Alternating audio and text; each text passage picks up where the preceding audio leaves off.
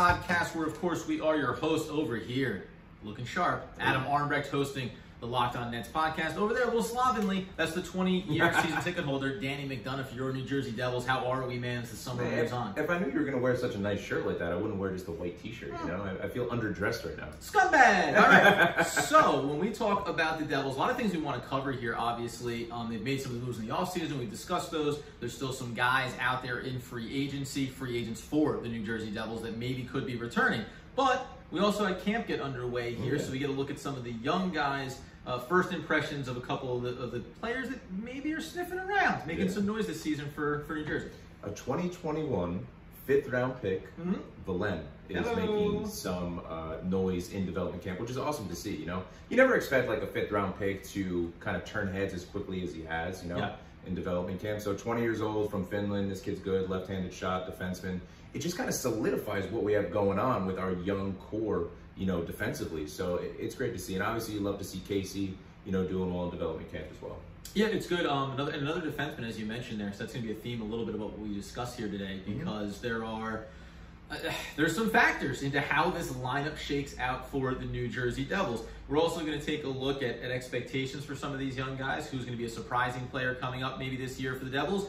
Who is poised for disappointment for the New Jersey Devils? Because everybody can't take what was in a lot of cases, career benchmarks, and then do even more, you know, or even reach that goal again. So I think that's why some of the moves, like bringing in a Tyler Toffoli, really matters this off season. Other just quick notes here, I think, outside of camp real fast. Boquist, he finds himself a new home in Boston. You said you're happy for him. I am happy, but that's a rival. That's a bit of a, you know. Yeah, but I think Bo had a tough time getting the chance he deserved here. You know, he had some good minutes that he played.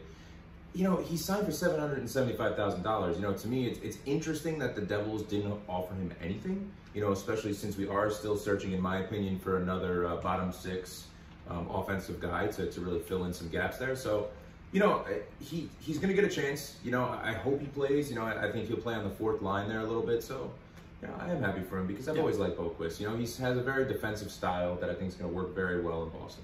Yeah, and no. We always say, happy for players when they find places to go. Sometimes surprised by contracts that players get other places. But it's all good. It's all good. We want to see, if you serve time here with New Jersey, we want to see you go on to have success in your career, as long as the departure is nothing contentious. By the way, we do have some less than fun news to discuss when it comes to potentially Mikey McLeod later in the episode. That just kind of is what it is right now. We'll touch on that later on, just to make you aware that we know there are some circumstances going on around the NHL and around the Canadian youth World Junior team, excuse me. Which was back in 2018, I believe, correct? So this is stretching back a long ways, but these things come up, and obviously we at least have to address them. When we stay inside then, because you mentioned about the lineup for the Devils and how this is shaking out. So if we think about where they currently stand, Meyer, Heischer, Mercer, line number 1. Line number 2, Brack, Hughes, new addition to Foley. We like. Our top 6 could be as dangerous as anybody in the league. We can flip-flop probably a wing there too on the top 2 lines. And that's, I think, what's going to be fascinating about early training camp and early season. You get to line number 3, we're talking about Palat, we're talking about Hala. We're talking about Alexander Holtz maybe being plugged in there. So, I mean, where do you stand on Holtz right now? If there's the potential that he's going to go from not a role to a significant role potentially. I think that's the big question when it comes to free agency, and if we're going to plug in another guy, you know, like a Tomas Tatar, who still doesn't have a contract. So there's a very good chance that if we don't sign another free agent like Tatar, that Holtz is going to play on that third line, you know, and he's going to be a big factor moving forward for this team. You know, there's a lot of question marks, right? Do we give him that shot? Has he earned that shot? I think so. But for me, the way that the third line is kind of moving around and what's happening on the third line with Palat, with Hala, I think Tuna would be a great fit on that line. And I really would love to see him back for another year. You know, similar contract maybe to, you know, McLeod. Obviously, Tuna would get a little bit more money. But, you know, would I be disappointed if Holtz was in the third line? No. You know, I'd love to see him get a shot. Yeah, so then relative to that, though, right, like, Holtz getting an opportunity, and go back to, before we even talk about the Tuna situation or the possibility there, what did you like that you saw in a very small sample size, going back to last year, Holtz preseason? What about his game do you think is beneficial or different to add into that third line relative to last year? Yeah, his vision on the ice. You know, he's very aware of where he is on the ice, especially in the offensive zone. I think what leaves a lot to be desired is his holes defensively. You know, and with a lot of the young players, you're going to get that. Listen, we saw a lot of the growing pains from a lot of the younger guys when it came to defensive responsibilities. Holtz had a glaring weakness when it came to that in certain moments during the year. His vision on the ice and his puck control is great. You know, it's not a matter of that. But if you're getting inserted into the third line, you are going to have a very defensive-minded third line with Palat, with Haula there, that can still score goals. You know, they still can score goals. So my question to you is, do you see him on the fourth line? You know, do you see him maybe with McLeod and with Bastian? You know, McLeod being a great face-off guy, maybe he's going to get more chances, you know, winning some more face-offs. McLeod, 2 Holtz, you know, something like that. Maybe Lazar's out of the lineup for a few games. So there's a lot of questions, and to me, you're not going to go wrong with trying to see if Holtz can fit into this lineup.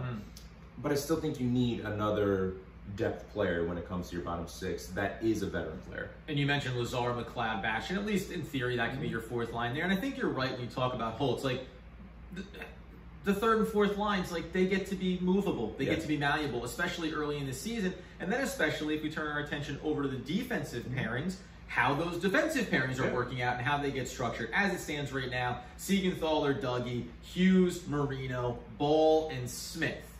Now... Or Miller. Yeah, and now this is where it becomes a little bit interesting to me. Because now we get into a couple of things. Hughes being automatically inserted there into that second line makes a ton of sense. We obviously know about what we think is going to be potential for him inside of the power play unit as well. Someone who's not playing in the early camp with all the other young guys is a little man by the name of Nemec. Yeah. What do you think is, because this feels different than Luke Hughes last year, where it was, you're waiting, he finally gets out of college, he finally gets the chance to join the team, it's the back end of the season, he gets a little sniff. But there's a lot of pressure there. Sure. Is Nemec poised to be a part of this sooner when you think about this defensive pairings that are existing right now? I think that you go back to around the trading deadline when we were going to get Timo. And the fact that Fitz did not want Nemec to move at all and that he was an untouchable piece. Had a plan. Shows that the reason why Nemec's not in development camp the way he is and playing with the younger guys, I think he's going to get a shot to be in the top, the 6th defensive pairing, you know, in the bottom, probably the 3rd. You know, you figure the 3rd defensive pairing. Taking Smith out. Right. Or Miller. But I mean, something's in there about that. But remember, then you're losing that veteran presence and you're really relying on a very, very young core defensively. Especially that second unit with Hughes and Marino. I mean, Marino, we have high expectations for all these guys. He's still in his mid-20s. I was going to say, like, it's not like... But he's a veteran. Yes. Marino is a veteran, you know, playing with the Penguins and now playing with us. You know, you look at it like this. We talk about it all the time with the goaltending, right?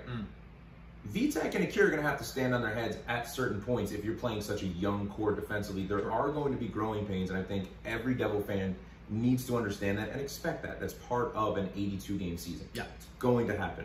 So the question becomes, is Nemec going to be ready? Is he going to be that great in training camp and in preseason, really turn heads and be like, you know, this guy has to play on our 3rd pairing, you know, defensively? I'm curious to see what happens. I still think that there's going to be a veteran presence in, you know, the bottom, you know, that last 3rd pairing. I still see Miller or Smith getting the nod, and I think Nemec is going to be right there. I'd love to see him play, though. Yeah. You know, I really would. You know, my policy. We're young. You know, I don't know if you saw that stat that came out. I think we're the 3rd youngest team in the league with like an average age of 24 and a half or 25, something like that. Yeah. It's pretty crazy. And Ottawa's down there too. I didn't realize Ottawa was that young. And some of these, even some of the moves we've made, we've brought in some veterans, we've lost some veterans, but we've marginally, it's gone from being a 32-year-old veteran, we replaced some with like for like, but then we've even got a few years younger in that regard, and now you talk about moving in these younger players. Yeah, so let's for you, right? Early predictions. It's so early. Is Nemec in your starting lineup in October? I don't think so. Barring him really going off in training camp and claiming a spot, right? And just saying, hey, you look hands down better than Smith, better than Miller. And then you saw the safety net with those 2 veterans. And it's actually the reason for it is probably what you spoke about in the offensive line pairings, like go back up there. Well, if Holtz is going to be on the 3rd line, you're a little concerned about the defense, right? And him being able to get back and support that into the ice. So what's the defensive pairings look like when potentially you're throwing out Nemec or you're throwing out Hughes on that 2nd line? So I think that balance is going to be important early. If Nemec shows it, all you have to prove is that you are as consistent as a Smith, as a Miller. If you check that box, then you say, yes, we're going with you because your upside tells me over the course of this 82-game season, you're going to improve in a lot of key areas. I think the big benefit to them is Smith and Miller, they're veterans, their roles are understood, and at any point that you want to move to Nemec, you can without issue. It's not going to disrupt anything. It's going to be, hey, this has been the plan all along, and I don't mind, as much as I'm a youth guy, I don't mind Nemec kind of having to come in and nip at the heels for the first maybe month of the season, but I expect it to be sooner than later. Look at what happened with Ball this year, right? Yeah. Ball started to get inserted into the lineup later in the season. In the playoffs, he was sturdy. He was awesome. Yeah. You know, and Smith was the guy that drew out. You know, it could be something similar to that. You know, it could be something similar as the season moves on and really inserting Nemec maybe in the lineup to see what he can do. You know, and remember, injuries happen. You know, it's... You know, that's the crazy thing about the NHL is you have no idea who's going to get injured for how long. You don't know who's going to be banged up. It's a long season, a very long season. So we'll see what happens. We're going to briefly, I want to talk about the power plays here actually, just with the way some of these new rosters are going to look. But let's take a brief, unfortunate timeout from just specific hockey information, just to reiterate the situation with Michael McLeod right now when it comes to the 2018 Canadian World Juniors team. There obviously are right now allegations around sexual assault around a number of players, and yes, Michael McLeod is among them. That's what's confirmed. What has been speculated but not confirmed is that there are some defamation lawsuits that could be coming back the other way from players. All we're going to communicate on it as far as the context of the Devils is, this may be an indication as to, on both sides, why Michael McLeod only got the one-year deal from the Devils. It's a little bit of a safety net in case something comes up. Ultimately, we'll update it as it happens. Right now, there's nothing to communicate beyond the investigation is ongoing.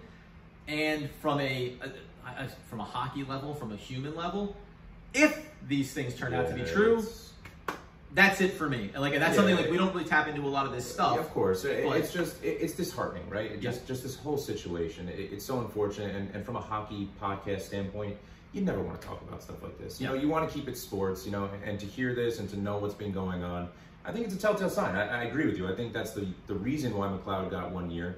There's going to be suspensions coming down. You know, if any of this comes to fruition, that there's any truth to it at all, you know. And while the investigation goes on, you know, that's up to obviously the NHL to decide what they're going to do. So we'll see what happens moving forward. Do you have any, the only thing I'll ask about it is when it comes to things like this, do you have any preference around how the Devils treat players that are going through that process in the interim? Would you want to see McLeod held out of the lineup? Or is it, you know, hey, we play him, and as soon as we get concrete information, then we make our decisions off of that? Like it goes back to you with the NBA with Kyrie, right? A distraction. You don't want a distraction for your team. Yeah. You know, so it's really up to, obviously, management to decide what they're going to do. If it becomes a distraction, you got to get them out of the lineup. You just have to. You know, this is about hockey. It's about a young team that could do extremely amazing things this year.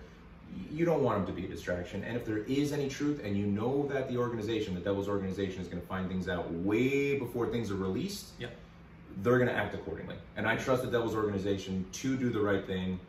You know, I hope for Mikey McLeod that none of this is true. You know, I love Mikey McLeod as a hockey player. Yeah. You know, and you really will be just extremely upset and angry, you know, if any of this comes to fruition as truth. So, you know, we'll see what happens. That being the case, turning our attention, we'll close out on a more hockey-related note, and that is, I'm just curious about the power plays, because right now, if I told you that it was Meyer, Heischer, Bratt, Hamilton, and Hughes as your #1 power play unit, do you agree?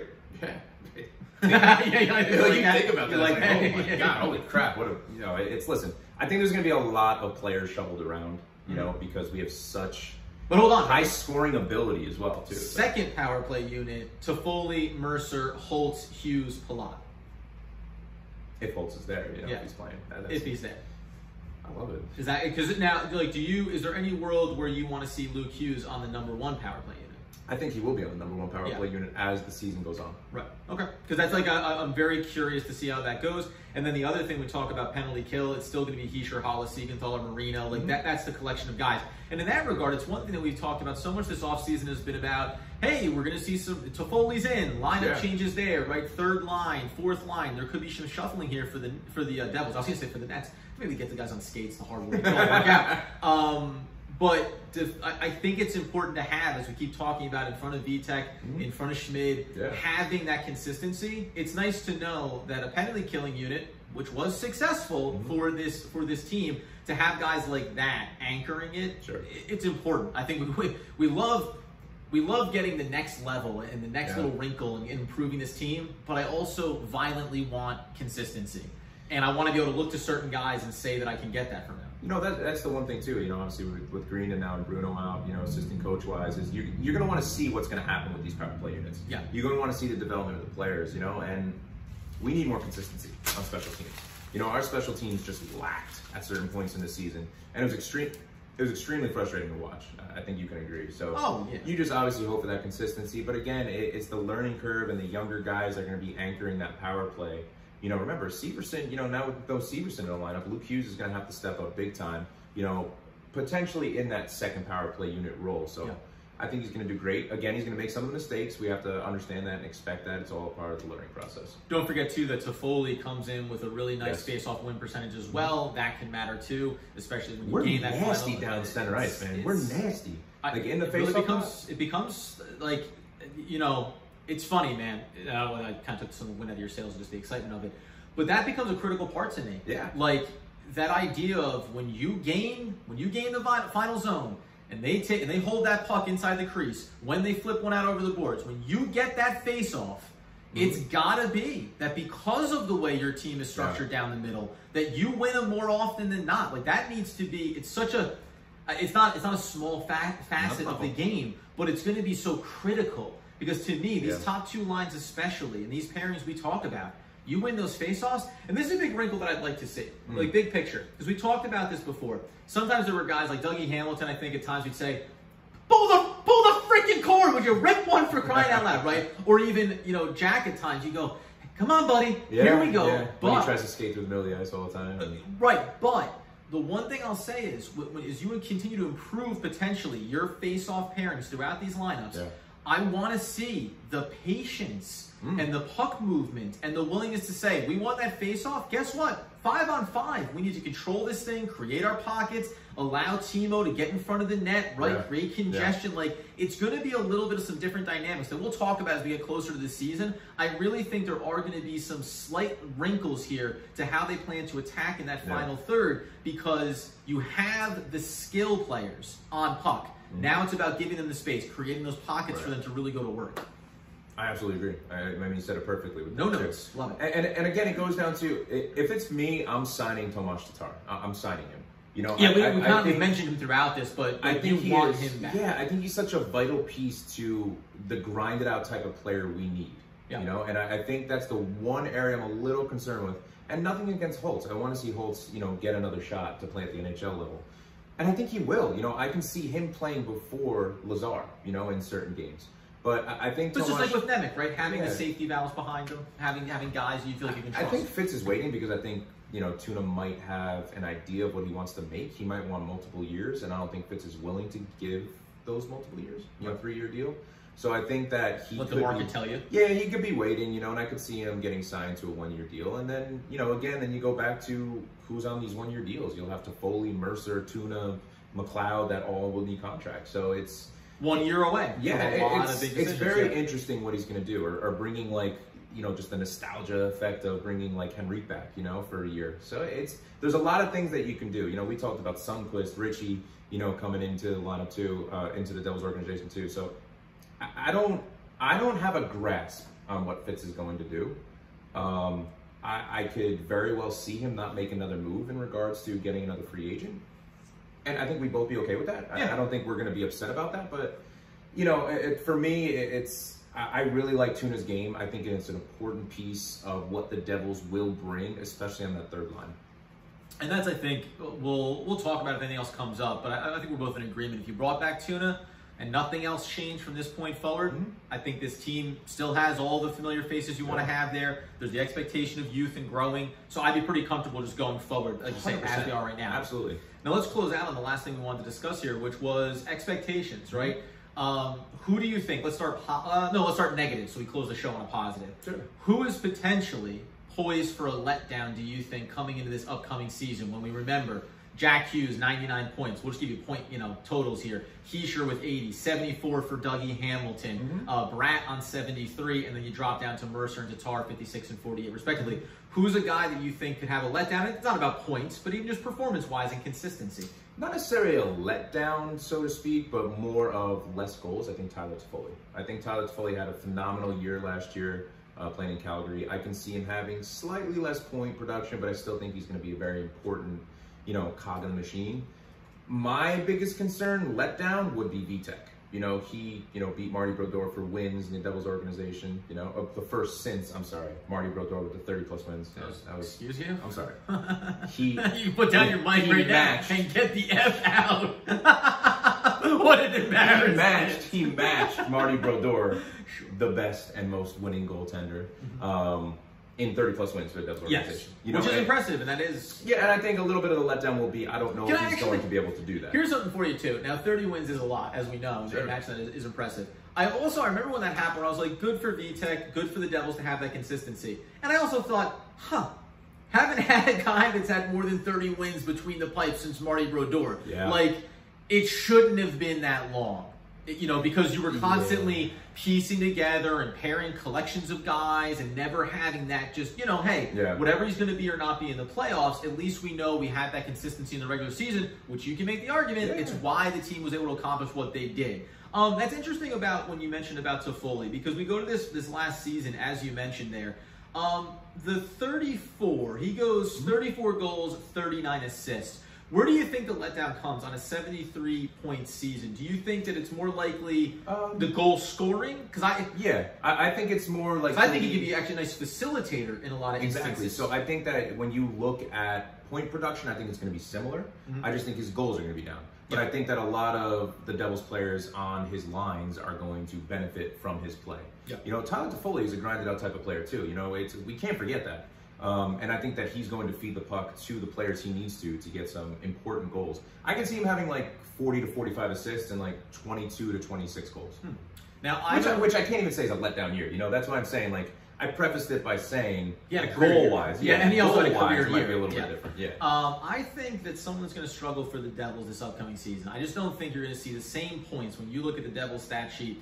I don't think Miles Wood is going to put it together. Mostly because he's not a Devil anymore, and that's going to be hard. Do you think he's going to do well in Colorado? Do you think that he's going to put points up? I think it depends on where he ends up getting slotted in. He's going to be a fourth-line player. I mean, listen, this is such a weird tangent, but to say that Miles Wood was a 27-point guy with 13 assists and 14 goals as a fourth-line player, like that's solid production. So it is, and that's why he got the contract he did. And I think they, overpaid is something you can't really make it. You get what you get, right? The market tells you over years. But I think that's what the years are for. Yeah. It's for however long they have him there. You end up getting elevated production on a low line player, which is something that you need to do. Letdown wise, it's interesting, man, because I do want to look around, some high profile players here. I do look at Jesper Bratt and just wonder the 41 assists, 32 goals.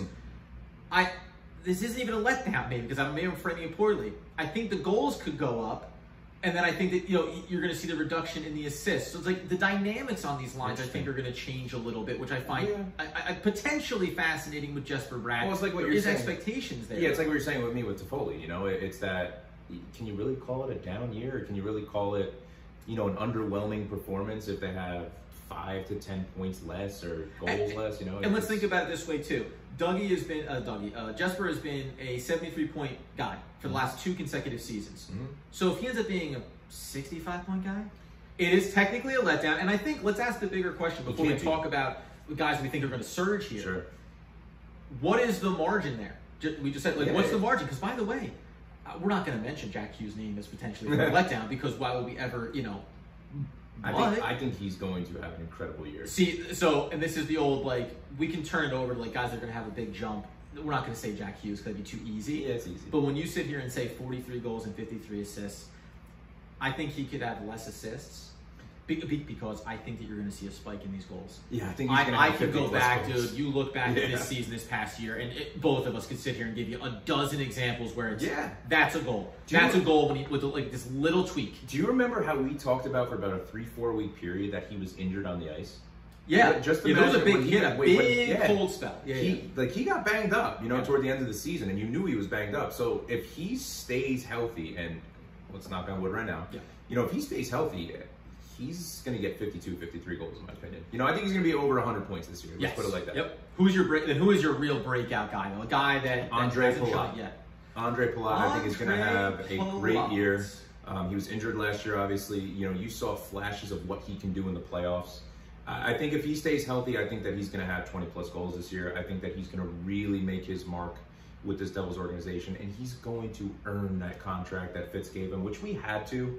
The Devils state back when we signed Palat and when we signed Hamilton, we needed to give those bigger contracts out. And I think he's going to really earn it this year. I think that he's going to make a very big impact. 8 goals, 15 assists in just 49 games for Palat this past year. So it's not quite doubling it up, but like if you extrapolated it out, something around 15 goals and 30 assists might be a reasonable mark, and you expect it to actually get to. I think he's going to get 20 goals. I think what Tatar did this year, I think Palat's going to do. The fact that Tomas Tatar, if I remember correctly, had 20 goals or 21 goals. If you're looking at the stats. Oh baby, 20 goals, 28 assists. Yeah, so I think you're going to see more of a production like that from Palat. God, I think that's such great production from Tatar. That's the thing. 48 points. When it goes back to. He had a great year. Like, you don't expect him, if you sign him again this year, you can't expect him to have those numbers. You hope that he has 15 goals. You hope that he has 20 assists. But I think that's where Palat has to step up, and I think he will step up in the production. And injuries, man, it's just, we need these guys to stay healthy. And defensively, I think Kevin Ball is going to have an incredible year. I think that he showed flashes of being in a top 4 defensive pairing for any team across the NHL. He's so young. He's learning how to use his body. He's learning when to pinch, on the blue line. You're not going to see crazy point production from Ball, but you are going to see a plus-minus that is very, very, very good. I'm going to go for a guy that I think is going to break out. So when you look over at goals for the New Jersey Devils, you got to mix in Toffoli here as well. But you've got Hughes, 43, Bratt, 32, 31 for Hischier, Mercer with 27, Dougie with 22, 20 for Tatar. Assuming he's coming back into the mix, and then even as you say, a guy maybe stepping it up here. But remember, Boquist gone, Miles Wood gone, so you're talking about 23 combined goals there between those players as well. Ryan Graves, a little bit of production. Luke Hughes will insert himself into the goal-scoring category for the New Jersey Devils this upcoming season. I expect him to be above Hollow's production from a goal-scoring standpoint, which was 14 this past season. Like, I expect him to be a player. I expect this to be dynamic. And you talk about point scoring, I expect him, if you roll these out here, he's going to... Luke Hughes, to me, has the potential to be a top 7 in several key categories. Goal scoring, total point production. On the Devils. Stop it. You talk like he's going to be the next Erik Karlsson. I love this. Hey, listen, he might be. I just believe, again, and I think from a power play standpoint, that's where you're going to see his quickest, most immediate value, because there are going to be the defensive growing pains with him, and we saw this in the playoffs. I just think offensively, he is poised to end up being out there with the way some of these lines look offensively, end up being the forgotten man on the ice. Which is going to be hard for other teams to realize initially. And then all of a sudden the production is there. All of a sudden the very easy opportunities are there for Luke Hughes. I just think the speed that he shows, the poise on the puck, his transition game from the defensive zone, getting to the offensive side, I just expect him to be a real impact player. I just think we're going to look back and we're going to talk about him as being the top 6 or 7 most important players for the Devils in this upcoming season. I love how high you are on Luke Hughes. I really do. You've been since he stepped into this organization, so it's all credit to you. And you called it that he was going to play in the playoffs, which he did. That's right. I hope so, man. I really hope he does the same kind of production goal-wise that Dougie Hamilton does. I think he can get 20 goals. I really do, but the way his game is, he's a finesse defenseman that will show those offensive abilities. Again, you worry about the power play in the sense of the holes and the chances that a Luke Hughes will take. It's all going to be about goaltending when it comes to power plays too. They're going to give up some shorthanded opportunities, it's going to happen, and it goes back to our back end with goaltending as well. And we'll talk about this as we wrap up what's been a lengthy but really fun and wide-ranging episode. So I'm really happy that we got to touch on so many different things. The goaltending, this is where I come back to it, man, and use the playoffs as the example. When called upon, when things broke down, it was Akira that stood on his head in those moments. Yeah. He was the one that when you need, I mean, we talked about this so much at the time, Akira Schmid's anticipation between those pipes, just rotating from one side to the other as the puck is cycling around the back of the net. It just seemed like he was that half a step quicker than what we saw from Vitek. And I think you're right. Early in this season, it's going to be fascinating to watch these two goaltenders. Yeah. I think the splits of games is going to be obviously far different than it was a year ago. So let me ask you a question. And it may just, it's interesting you bring this up. If the Devils do sign a veteran goalie, right? Yeah. Do you start Akira in the AHL to get more playing time so he's not playing 20, 25 games this year, 30 games? You know, you want Akira to get a little bit more of the bulk of the work. So the amount of wins that Vitek had last year, if it's Vitek and Akira, for me, I want Akira to have the same type of numbers that Vitek had last year. You know, okay, so what is your, okay, they signed the veteran goalie, I get your point, then... Or trade for one. Yeah, what's the log jam here, obviously? But does that make sense, though, is the question. Did Akira Schmid not show you enough? No, he did. That's the thing. That's why. So then why bring in the veteran goalie? That's the point, you know, right. And that's the argument, and that's where you can debate back and forth on this. You know, it's... Because then I go into this regular season and I say, Vitek's still the incumbent, he's still the veteran, he's still experienced. Sure. But if you told me that it's a 60-40 split throughout the season with Akira, then I think that you're getting enough there, and that can flip-flop as you work through the season if Schmid continues to show the growth. And you're going to play the hot hand. We always talk about it. Right, so then if not, you enter, again, we talked about this, you enter the playoffs, you enter the regular season, all of this, with the exact same structure that you had, ready to play the hot hand. Is that perfect? Maybe, maybe not. Is Vitek need to show us something, a next level, if we want to be confident? Of course we do. But I'm willing to take the gamble on Schmid progressing as a young goaltender and taking that playoff experience. Remember, he led the team there when Vitek got sat down. It was about Akira Schmid making some critical plays for them in the playoffs. So I'm okay to take that growth journey. I just don't know, because if you bring in a veteran goaltender... Yeah, I'm with you. What do you do? Schmid, you're in the AHL, you're getting all the starts and the experience is there. I mean, I guess you can do it. Are you comfortable then sitting down Vitek and sitting down the other veteran you bring in because Schmid was so impressive that he's deserving of it at the highest level? Yeah, it's a difficult question to answer, right? Because a lot of people around the NHL and, you know, analysts are saying, you know, the Devils need that goaltending just to solidify what they're doing. Yeah. We disagree. We're comfortable going in with Vitek and Akira. I think that we're both on the same page with that. I also think if you're going to give something up in a trade to get a veteran goalie, it better not be a lot. Because I'm very comfortable with Akira and Vitek. And if you give up a crap ton in this organization to get Hotlz, right? If you say you get him. I always say, if you're going to take a poignant pause, always follow it up with crap ton. Yeah, like, I just think it really drives home. I didn't want to say it. Sure you did. Yeah, you'd have to beep it out. And then I'm not gonna. I stopped myself. You're off the episode. Well, we'll see what happens. You know, but so then we went too far on this. I love it. But would you, for the right goaltender, would you move Vitek and keep Schmid, and then Schmid is locked in as your second goaltender at the NHL level, but you've elevated over what Vitek has been, so you know now going to the season, we have a goaltender that Schmid cannot overtake, like Hotlz, but also represents a guy you go to the playoffs feeling a lot more confident. You have Hotlz, he's playing 60 games, you know, and Vitek would be playing 22. That's just how it would kind of work out. He's going to get the majority of it. And then the argument still is, do you want, because Akira has the potential to be the future of this team goaltending-wise, because he's so young. So I understand the argument if you have two goaltenders here, you know, with Vitek and a Hotlz, getting Akira the games and getting him the experience to play 55, 60 games in a season could be vital to his growth. You know, he has all the confidence in the world. You see it in the playoffs. He's so cool and calm. Yeah. You know, and it's very difficult to get that from a lot of players. And you thrive on that as a Devils player that sees your goaltender, that anchor, being able to have that confidence and that calm, cool, collected attitude. I think for me, I don't want another goaltender. I really don't. You know, and, No. and I thought Our about preference this, is Vitek and Akira. Let's go. Yeah, and I've thought about this for a while because I understand both arguments. You know, a lot of people would love obviously Holtz, and he would be phenomenal. But again, we talk about how much that would set us back. Yep. I think you got to go into the season with Vitek and Akira, and for me, it's I know Vitek had the wins that he did last year. You know, so it's only him and Marty that have the amount of wins in one single season. I think you give it to Akira to start this season. In game 1 at home, I think he is your starting goaltender. Ooh, okay. Let's close out on that note. That in fact, not only does Danny want to stand pat with the goaltenders, but he also views the young gun, Akira Schmid, as having the edge to be the game 1 season opener starter for your New Jersey Devils.